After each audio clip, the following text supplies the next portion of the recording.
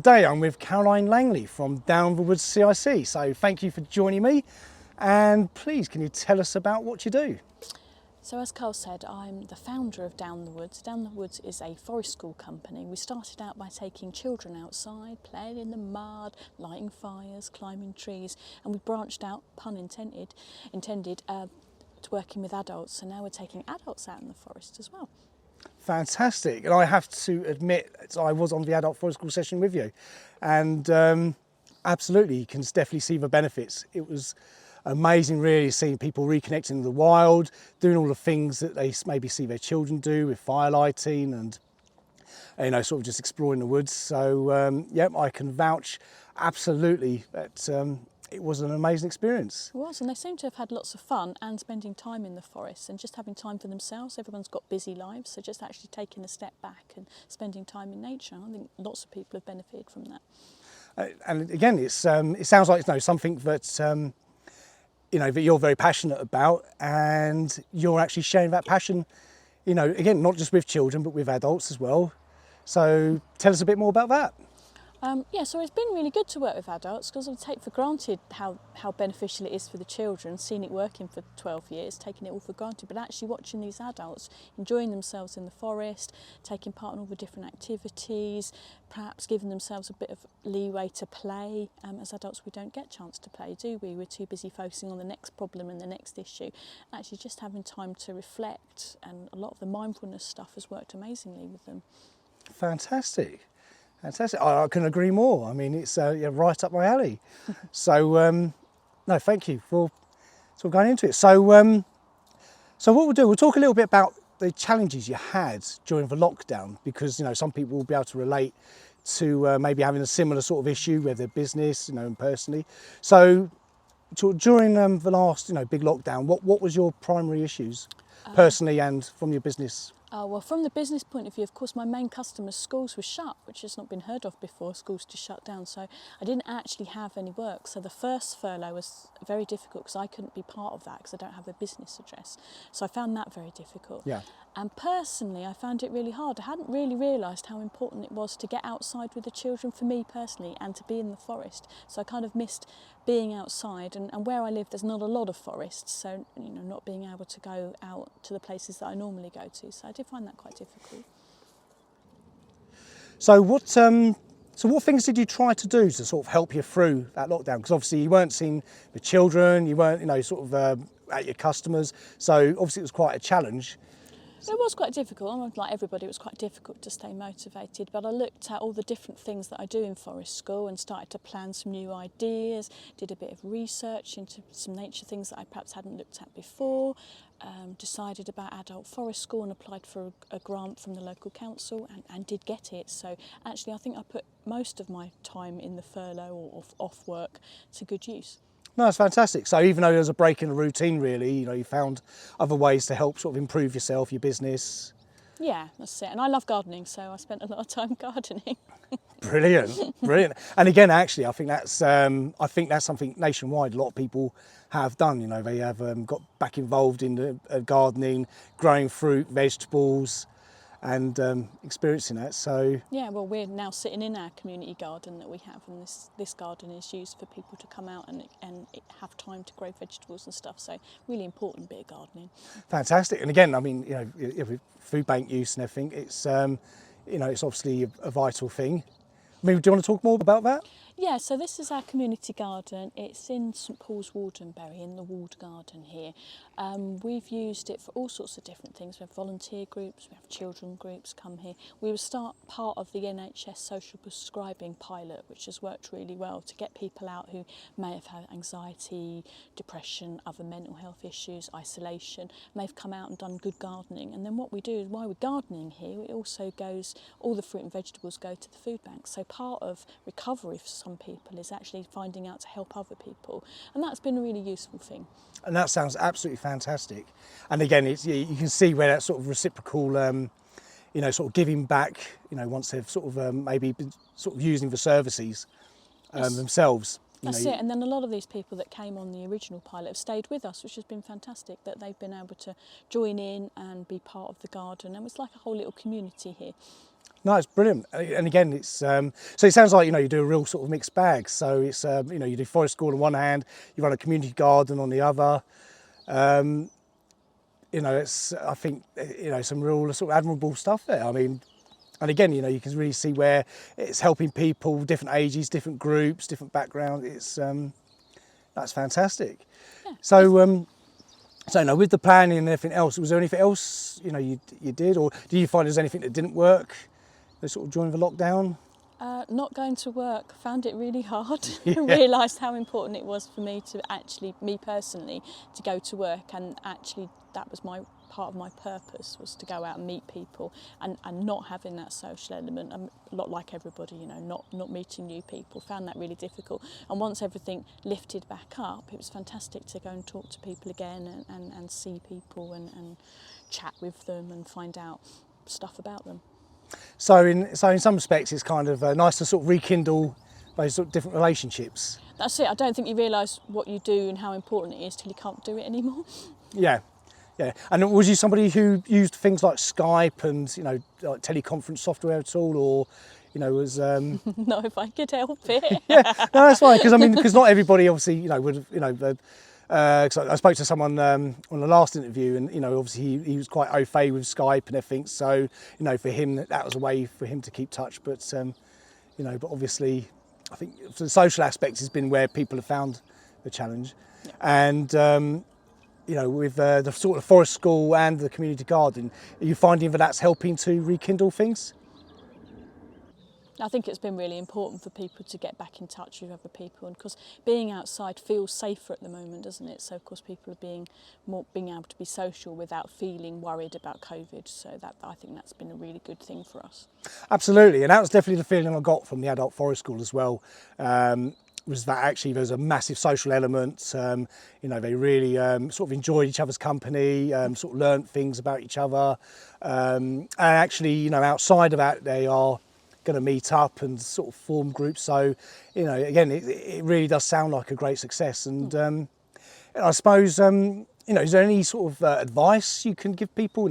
How do they, like for you, where you've been in the woods or the community garden sort of aspects? Is there anything from there you can sort of maybe guide people towards that you think might be of help? Yeah, I think just spending time outside, it's probably just good for you just to be outside, breathing in the fresh air, because obviously trees give you more oxygen, so it makes you feel better to be outside.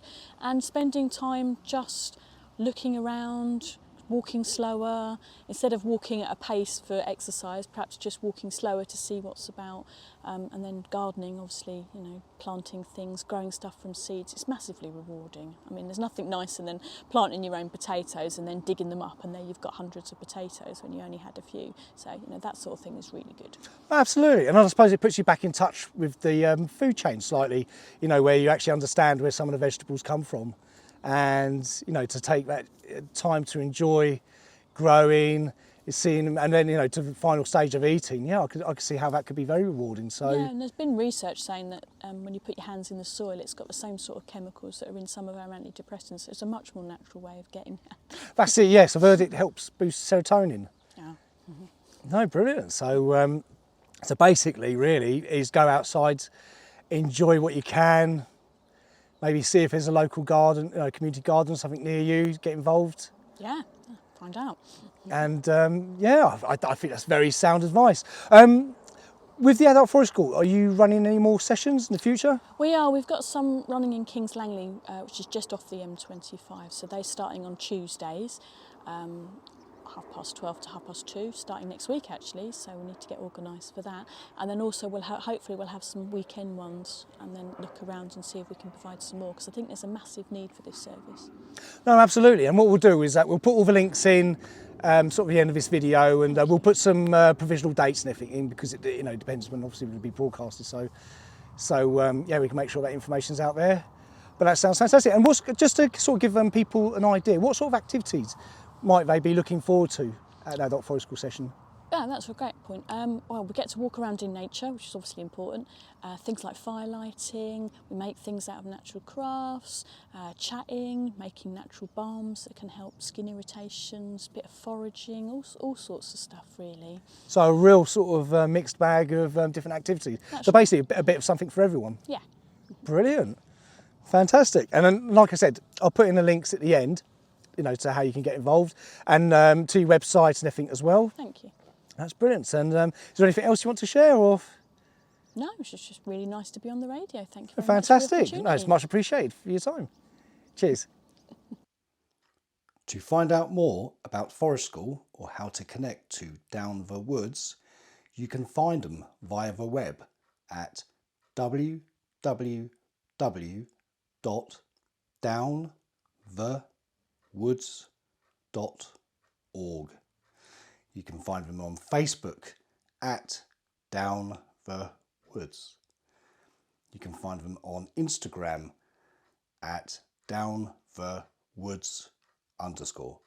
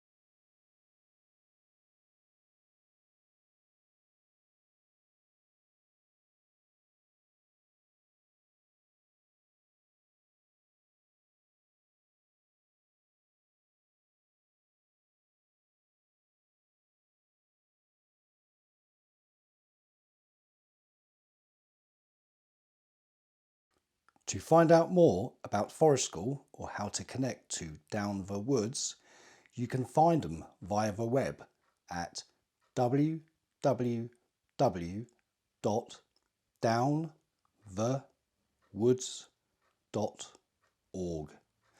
You can find them on Facebook at Down the Woods. You can find them on Instagram at. To find out more about the Academy of Self-Actualisation, you can find us on the web on www.academyofself.org, on Facebook at the Academy of Self, and on Instagram, Academy of Self.